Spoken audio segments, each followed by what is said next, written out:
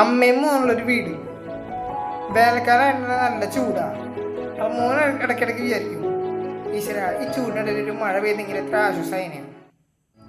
അങ്ങനെ നാളത്തെ കാത്തിരിപ്പിനോട് ഒരു ദിവസം രാത്രി മഴ ഒന്ന് ചാറി. ഇത് കണ്ട മോനാവട്ടെ വീണ്ടും ഉള്ളിൽ പുറത്തേക്ക് ഇറങ്ങി ആ മഴ നന്നായി എൻജോയ് ചെയ്തു. 10-15 മിനിറ്റ് നേരം അവൻ ആ ചാറൽ മഴ മൊത്തം കൊണ്ട് എൻജോയ് ചെയ്തു. 15 മിനിറ്റ് കഴിഞ്ഞപ്പോൾ അതൊക്കെ വീട്ടിനുള്ളിൽ കയറി തലയൊക്കെ തോർത്തി സെറ്റായി.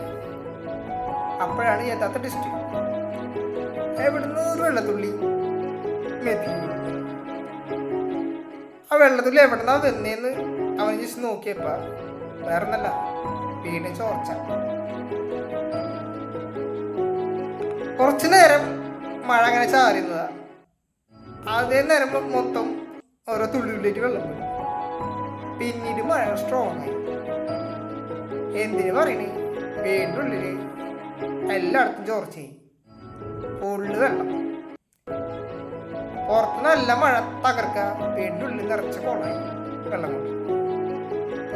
അപ്പൊ അത്രയും നേരം ഒരു മഴ കിട്ടാനും ഒക്കെ വേണ്ടി സന്തോഷിച്ചു. ഇപ്പൊ എപ്പടിയണ്ണ ഓക്കെ.